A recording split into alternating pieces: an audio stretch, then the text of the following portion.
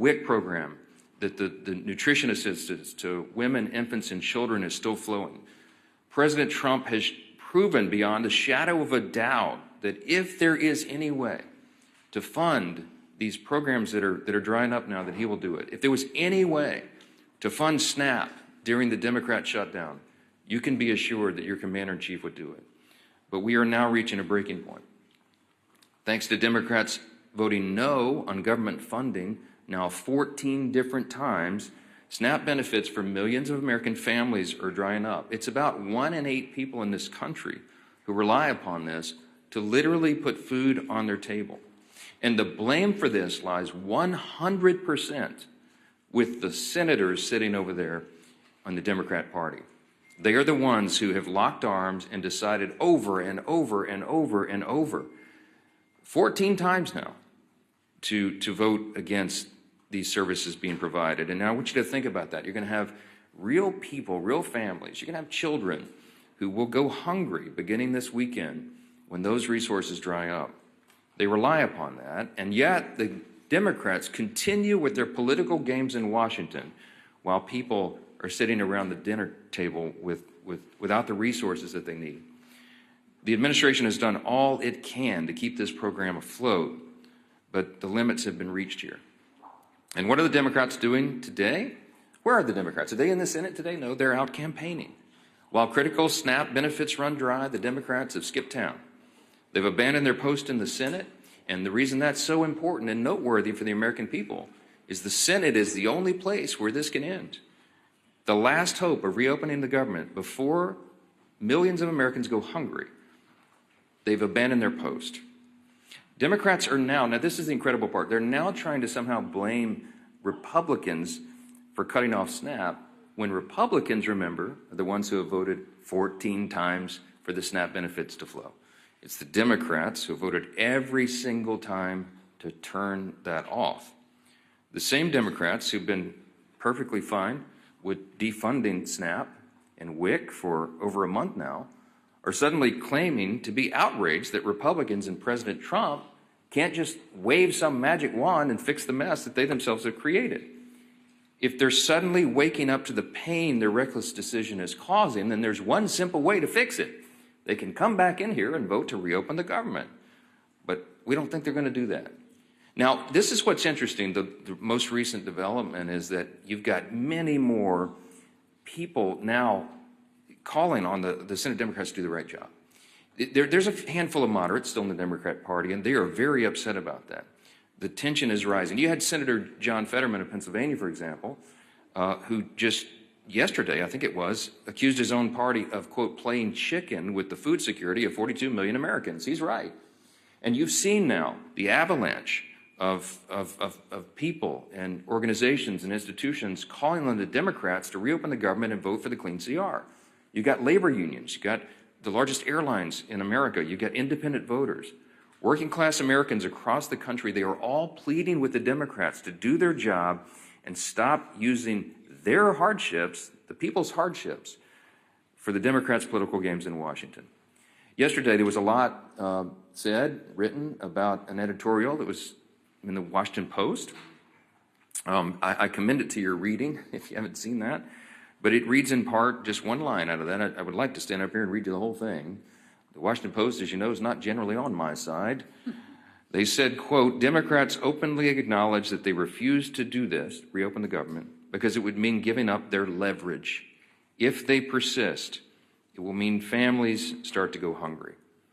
Now, look, this isn't some novel idea. As you know, the Democrats have always traditionally said, breathlessly, given speeches passionately saying that you've got to keep the government funded. You should never shut it down. It would be so dangerous. And we've recounted this over and over.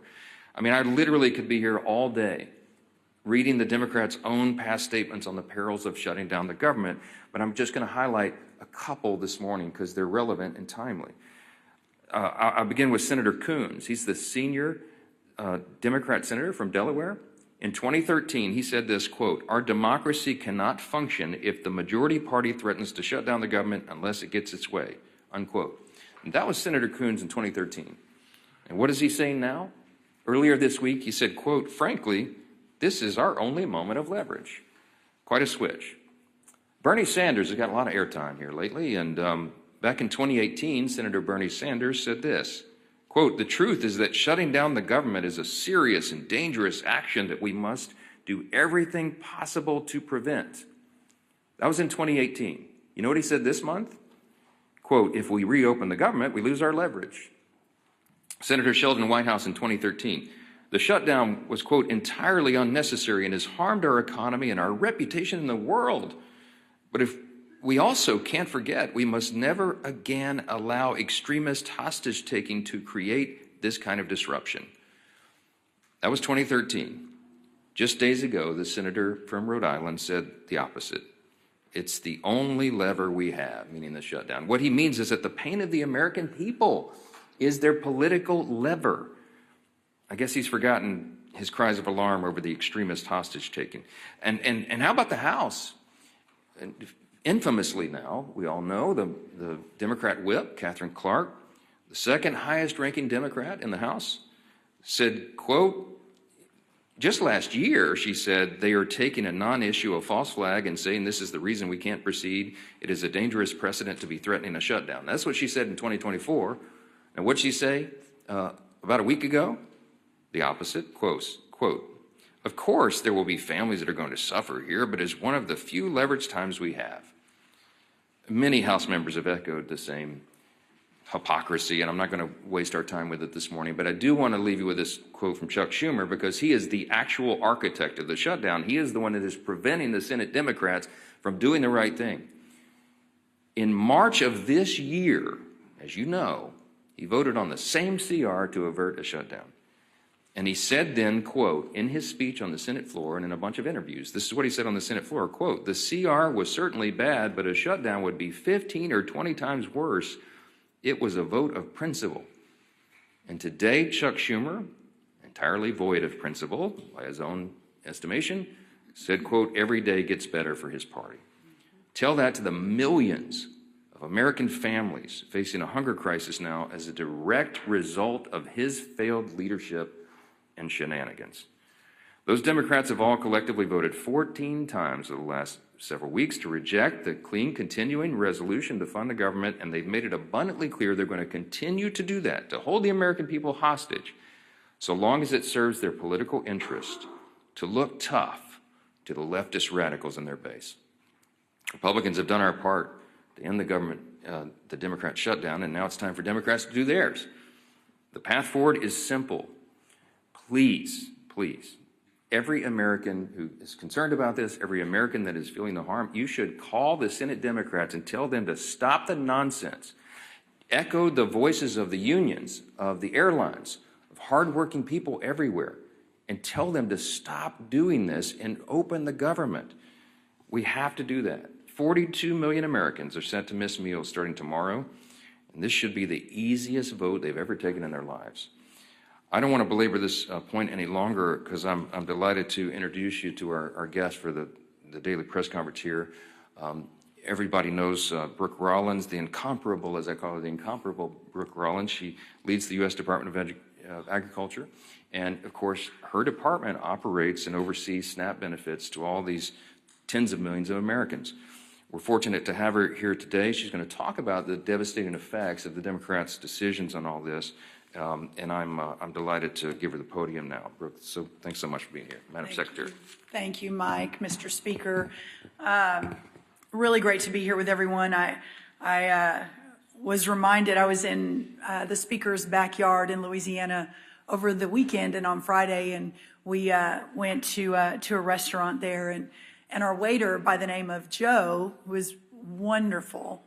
He was a multi-generational Louisiana and New Orleans, and he was our server, and he was just so impressive. And towards the end, he brought up that, well, this is a job he had to take because he was furloughed and so was not making any money, and he worked for the federal government. He didn't know who I was. And I said, well, Joe, I can appreciate that. You know, I'm sort of in that world as well. And I said, where do you work? And he said, well, I work for the U.S. Department of Agriculture in their New Orleans office as part of the financial team. And so it just really brought home for me To echo what Mike said, just thanking so many thousands of federal workers who are showing up, who are still doing their job, who aren't getting paid, those that are now concerned about putting food on the table and making their mortgages and paying their rent, but to be out in the country, I was in Indiana yesterday, and understand the real sort of pain that's being felt. But just to echo a couple of the themes that Speaker Johnson talked about, again, the idea that the Democrats have now for 14 different votes voted to keep the government closed is absolutely unconscionable. Every day they hold the federal government hostage. They are leaving millions of families' livelihoods and critical benefits, including SNAP, hanging in the balance. Of course, we all know the 13,000 air traffic controllers working without pay, many turning to Uber, taking second jobs in restaurants, etc., as this shutdown continues. Hundreds of thousands of federal employees are not receiving a paycheck. Thousands of small business loans are going unapproved each month because of this shutdown, equating to almost $4 billion in capital being taken out of the pockets of small business owners across this country, truly the backbone of our economy.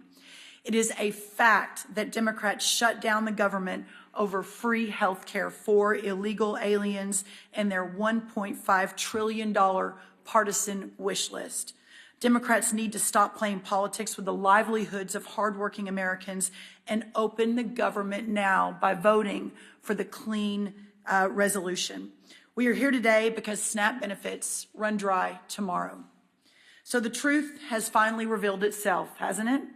Democrat support for programs like SNAP is now reduced to cynical control over people's lives.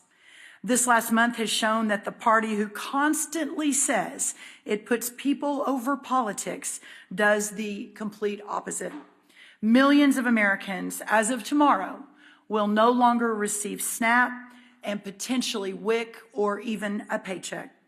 Democrats have instigated a disgusting dereliction of duty unlike anything I have seen in all my years doing this work, all to favor illegal aliens and other radical far-left policies that benefit only a small, tiny sliver of their base. I am embarrassed for Chuck Schumer. He is going out of his way to please the likes of Zohran Mamdani, a man who is polarizing America with his socialist rhetoric and anti-American principles. The very essence of government responsibility is to the citizens who live and work here to protect their interests first, unless you are a Democrat in the United States Senate. Chuck Schumer and the Democrats are doing all this because they fear the socialists and the radicals to their left. Ironically, in leaving American families hungry and American children without food, they are giving a preview of what those socialists will do to every one of us if they ever take power.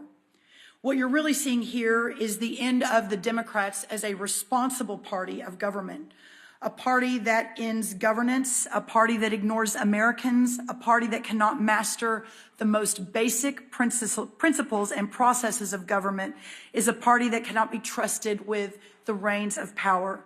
It isn't oriented toward anything but the end of the system in which it exists. SNAP is arguably just the beginning. The logical and inevitable end to where this all goes is the Democrats and the whole superstructure of constitutional government. President Trump has made it clear, reopen the government, get government funding back on solid footing, restore the confidence of American families who count on programs like SNAP, and stop treating them and their well-being as pawns in a political game, according to the Democrats. Prioritize American citizens, prioritize American families, and prioritize American children. I would like to make a quick note and then want to obviously leave lots of time for questions. Yesterday, I was in Indiana, and I was visiting a soybean farm, sixth-generation soybean farm, the Everetts. And they have about 1,500 acres right outside of Indianapolis. We were harvesting corn, but they also do soybeans. And as I was there, it occurred to me that what President Trump has been doing over the last week or weeks in fighting across the world to open up markets for American farmers, for American families, while the Democrats are back here playing political games. It must stop. We must get the government open, and our citizens and these voters and our taxpayers and our families and our children expect no less. Thank you all. All right, take a few questions. Chad, go ahead. You're standing up in the back. Go ahead. Hello, Chad. This question for the Secretary. The minority leader in the House said yesterday, Hakeem Jeffries, that the term he used was lying, that some of these SNAP benefits couldn't be liberated. Can you explain, refute that, give us your perspective, what their perspective is, and what your argument is, why they can't? Yeah, and I appreciate the opportunity to explain that. So the fact that the Democrats are saying, but wait, USDA has money in their accounts, why it is really their fault, I've seen it over and over and over from some of their leaders, is absolute false, and it is a lie. We have been saying on October 10th, we sent messages out. On October 24th, we sent messages out. These benefits end on November 1st. Now, let me get down into a little bit of the details on that to better explain. So there is a contingency fund at USDA, but that contingency fund, by the way, doesn't even cover, I think, half of the $9.2 billion that would be required for November SNAP, but it is only allowed to flow if the underlying program is funded. It's called a contingency fund, and by law, contingency fund can only flow when the underlying fund is flowing. So, for example, if today the Democrats say, oh, never mind, sorry, we'll open the government, and SNAP flows, Hurricane Melissa or one of the hurricanes hits, that's the contingency fund that we would use to send more money into the vulnerable communities that are harmed by a specific event like a hurricane. But it is a contingency fund that can only flow if the underlying appropriation is approved. And listen, even if it could flow, it doesn't even cover half of the month of November. So here we are again in 2 weeks having the exact same conversation. I'll just add to that. The Democrats are lying about that, and I think they know that. Some of the ones who are out saying it are actually attorneys. They can read the black letter law themselves. They've even filed a lawsuit, you saw, to try to do it. Why? Because they wanted a talking point. They know that's a frivolous piece of litigation. They know they're going to lose, but they also know it'll take many weeks or months to have that ultimately determined by a court because of the way the justice system works. So they're using it as a talking point to try to claim. I believe they know for a fact that what they filed in the court is false. You know, they're lawmakers. They're supposed to know how the law works. And so the whole thing is just shameful. And they're using the people as pawns in this game.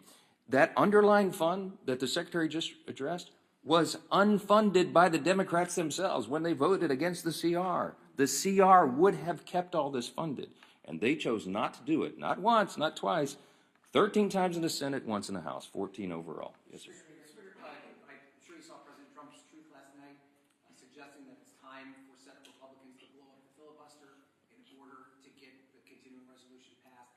I know in the past you've been reluctant to encourage your Senate colleagues to do that or not. Are you aligned with the President now that it's time for him to take this dramatic step to reopen the government? I haven't. The President's been very busy. He was in Asia doing all these trade agreements. I've been a little busy, as you know. We haven't spoken since he returned. I sent him a text earlier this morning. I saw that as well. What you're seeing is an expression of the President's anger at the situation. He is as angry as I am and the American people are about this madness.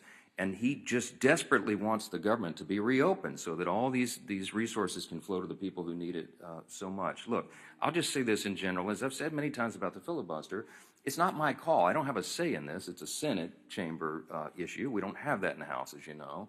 But the filibuster has traditionally been viewed as a very important safeguard. If the shoe was on the other foot, I don't think our team would like it.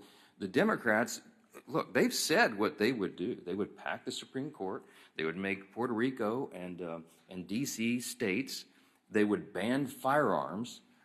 They would do all sorts of things that would be very harmful for the country. And the safeguard in the Senate has always been the filibuster. But again, not my issue, not something I get to even weigh in on. My opinion on this is not relevant. It's the senators. But I think that it just is another expression of the frustration, of the pressure that is being felt, the anger by the President and by me and all of us that we're in this situation at all. Do your basic job. I'm going to say this again. We have put zero Republican policy priorities on the CR. It is Biden-level policies and spending. They have no excuse at all not to support it. They have no excuse to put all this pain on the American people, except that for what we've just articulated and repeated here every day, they want to give a showing to the radical left fringes of their base, and they want to give illegal benefits or benefits back to illegal aliens and non-citizens and all the other crazy stuff that they've claimed. Yeah. Can I respond? Sure. I just very quickly, I have not spoken to the president either since last night, but let me say this. He is, and I've been next to him for almost 9 or 10 years now.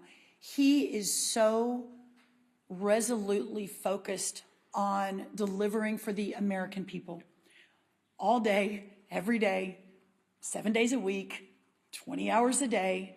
This is what he is thinking about.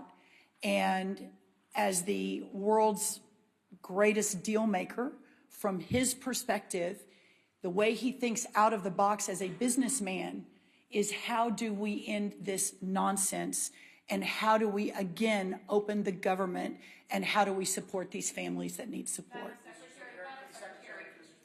Yeah, go ahead. I'd already called on him. Go ahead. Thank you, Mr. Speaker. Yeah. Madam Secretary, question to you. So I know you addressed the contingency fund, but SNAP has never run out of funding in its 60-year history. That's right. During shutdown. Why were past administrations able to find funding to keep it afloat in a shutdown that you can't? Well, let me see. I've got a chart I want to show you all on the SNAP funding. My charts are slightly wanky because our print shop is closed because we're furloughed. So it was a little arts and crafts time over at USDA early this morning. So this is the chart of the SNAP program. Now, I know everyone can't see this, but this goes back to October of 2023. And I want everyone to follow. This is the red line that under Joe Biden, you see an almost 30% increase in the cost of the SNAP program over the 4 years that President Biden and the USDA was overseeing it with Congress funding it. And you see now the downward trend since President Trump was reelected November, and we've had about 650,000 people move off of SNAP since President Trump was elected. A press conference for another time. That's obviously the goal of all these programs, is to move families into real work and the dignity of that. I say that because the astronomical costs of the SNAP program under Joe Biden was historical. It was unprecedented, and we don't have the same levels of funding that were there in the past. And by the way, for 1 month, we have Band-Aided and bubble-gummed and duct taped this deal to get this 1 month of funding in for SNAP, the $9 billion. Thank you. Quick follow-up. I mean, because reality is setting in for a lot of people this weekend. So what do you say to the millions of people who stand to lose their food stamp benefits? What should they do? My message to America is first the fact that your government is failing you right now. That poverty is not red or blue. It is not a Republican or Democrat issue. It doesn't matter who you voted for or even if you voted. That if you are in a position where you can't feed your family and you're relying on that $187 a month for an average family in the SNAP program, that we have failed you. But I think what's so important, and this is why we keep hammering this, the Republicans have voted over and over and over again to open this government so that these funds don't stop. And for 14 different times, the Democrats have said, no, we are going to hold hostage the most vulnerable families in this country so that we can get our left-wing radical agenda into the government and the governing structure. And to that, President Trump, Speaker Johnson, Majority Leader Thune have said absolutely not, and we're very grateful for that. Please vote yes. We implore the Democrats in the Senate to vote yes to get this government open and these people the benefits that they need to feed their families. And it's clarifying. When she says we have failed you, she means we, the Democrats, okay? Because as we've just explained, Republicans have voted 14 times to get this done. The president has pleaded with Schumer and Hakeem to open the government, and they told them no. We're doing everything we can. The Republicans, they say, well, the Republicans are in charge of the federal government. Why can't they get this done? It's simple math. we need 60 votes in the Senate. We only have 53 Republicans. We have to have Democrats. It is the Democrats alone who are failing the American people.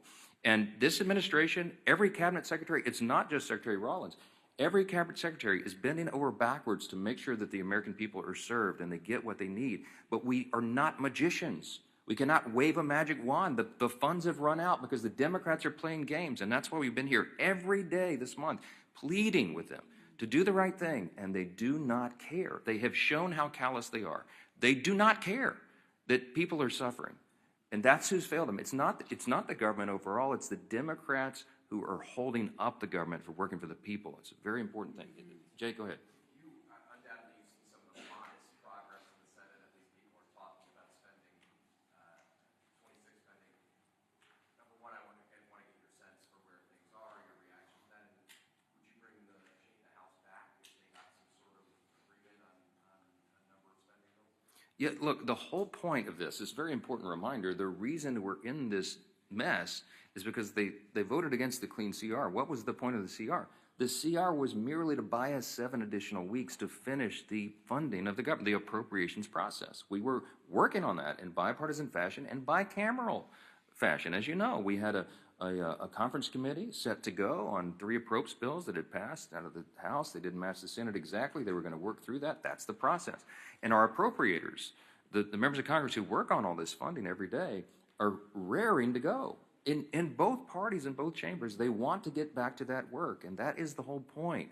Chuck Schumer and the leadership are holding that process up. So am I optimistic that we can get back to that? Yes, but we can't do any of it until they take the simple step to vote on that additional time. It's just a stopgap funding measure to make all these services and funding flow to the people so that we can finish that work. They're holding it up. So I'm heartened, Jake, that we have members on both sides. I had a meeting with the chairman of our Appropriations Committee in my office yesterday afternoon. Tom Cole came in. We were talking about the latest and what those appropriators are doing, the things they're working on. I meet with Leader Thune about it almost daily on the subject. We are ready. The next packages of funding bills are being prepared. And yes, we want to pass that off the House as soon as possible. We want to get all 12 appropriations bills done because we're returning to regular order. That's been a commitment of mine since I became the Speaker 2 years ago, and it's something that Congress must do to be better stewards of taxpayer dollars. So we don't have, I'm using your handy chart here, so we don't have this spike in spending. We have more responsible spending. The only way to get this, to make the government work better and more efficiently for the people, is to go through that stewardship process, that important obligation that the founders intended and that we have used to respect, but we haven't in a long time. So all of this is entwined in that. We've got to get Congress working again. We're anxious to do it, and the sooner we can get back here and get the lights on, the better. But the number one mission of Congress right now is to turn the government back on. There's too many people's lives and health and hunger at stake. This is not a game. They've got to stop playing games. Remember this, too. The first time in U.S. history that any party has had the audacity to do what the Democrats and the Senate are doing right now. No one ever before has shut the government down over a clean, nonpartisan CR, because it would have been unthinkable until now. And you need to remind them of that. Yes, ma'am. Last one. The one that beautiful bill contained numerous Medicaid anti-fraud measures. Senator Tuberville recently highlighted a slew of aliens are receiving these SNAP benefits. Are there any plans to do the same with SNAP and totally reform it just to ensure that it's available only to U.S. citizens? You want to? Yes, in fact, we've already done that now. So a couple of quick things on I guess the silver lining in all of this is that we're having a national conversation on our SNAP program, that this has sort of shined a light on a program that, especially under the last administration, has just become so bloated, so broken, so dysfunctional, so corrupt that it is astonishing when you dig in. So 3 important things on that. The first, I talked about the extraordinary explosion of benefits under the last administration. And what happened was that the money that was going out was zero accountability. So one of the very first things we did when I was sworn in was send a letter to all the states and to remind everyone the SNAP program is administered through the states and the governor's office. So send a letter to all the states saying no more illegal aliens on SNAP. Period, full stop. So that's already a rule of this administration. We're working to enforce it every single day. The second thing is we began a very serious investigation into a lot of the fraud and abuse that we kept getting anecdotal stories of that no one was doing anything about. And so just in the last, I think, 6 months, we've had major dozens of arrests, people going to jail, fraudulent activity of 50 million here. One guy's registered for SNAP in 6 different states. I mean, it's one thing after another. So we are taking that extremely, extremely seriously.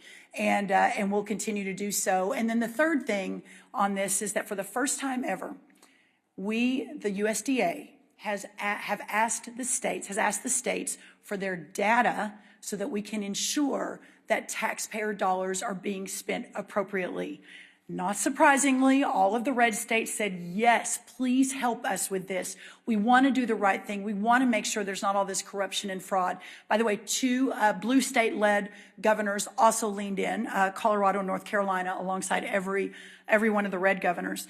But the other blue states, California, Oregon, New York, Washington, all of them actually sued us and said, oh no, we're not going to give you any data. So the problem is you have an extremely corrupt program, but up until this administration and with President Trump's direct focus on this and making sure every taxpayer dollar is spent appropriately, we've never really had the opportunity to dig in. So we're going to be talking a lot more about SNAP reform. We've got a lot of people listening now, which is very, very helpful, and to take that program back to its original intent of helping those who are truly needy in our communities, but not to have a massive welfare benefit where so many people are taking advantage of it that shouldn't be. And I just want to add briefly, just zoom out a little bit. This is a stark contrast between the 2 parties, the 2 major parties in this country. We talk about the split screen in here very often. On this issue, with regard to reducing fraud, waste, and abuse in government, look, America is the greatest nation in the history of the world. We're the most powerful, most successful, most free, most benevolent nation that's ever been. Part of our benevolence, part of the spirit of America is that we do have these safety net programs. We support that. We have an extraordinary cabinet, like Brooke Rollins here, Secretary Rollins, who is handling and administrating the SNAP program is a good example of that. Medicaid is a good example. Why were they designed and why are they so important and why do we all support those ideas? Because sometimes people really can't take care of themselves. You know, you have the elderly, the disabled, young pregnant women, for example, who are single and they're down on their luck and they need some help. SNAP and Medicaid and these other programs were intended to be a temporary safety net to help people to get back on their feet. But they have been abused. And there are some big government advocates like the Marxists, like the socialists, who want the government to take over everything and supply everything for everybody. But guess what? If the government can give you everything, it can take it away as well, and your freedom is sacrificed. Socialism, don't get me started, has been a great scourge on humanity. I mean, the tens of millions of innocent people in the 20th century alone have died because of it. America stands for something better than that, something different. But the programs don't work if they're loaded down with fraud and abuse. And every single person in this room and every American of common sense should understand the necessity of having people in office, a president in the White House, a cabinet full of secretaries who are dedicated to this in every division of the federal government, and Republicans in Congress leading on this, to root out that fraud, waste, and abuse so the programs can survive. We did that in the One Big Beautiful Bill, in the Working Families Tax Cut. With Medicaid, we went into that and we eliminated the fraud, waste, and abuse. We got able-bodied young men without dependents off the program. They were never intended to be there. They're sitting around on their couches playing video games. Yes, that's an actual study, and they're siphoning the resources away from elderly people, disabled people, and young women who desperately need it. And so the funds were being depleted. We shouldn't go for that. And illegal aliens were never intended to be on any of these programs. They're for U.S. citizens only, law-abiding citizens. This is the team. The Republicans will fix that and save those programs for the country. And the Democrats will continue to abuse it. They sued the USDA for simply asking them to tell them how many illegal aliens are on the programs in California, New York, and these other states. They sued them. You need to take account of what people are doing here in each party. The leaders and the President of the United States, we are trying to get government to work more efficiently and effectively for the people, and we are getting stopped and hindered by political games by Democrats. And that's why we're so frustrated. It's got to come to an end. Thank you all for being here this morning. Thank you, everyone.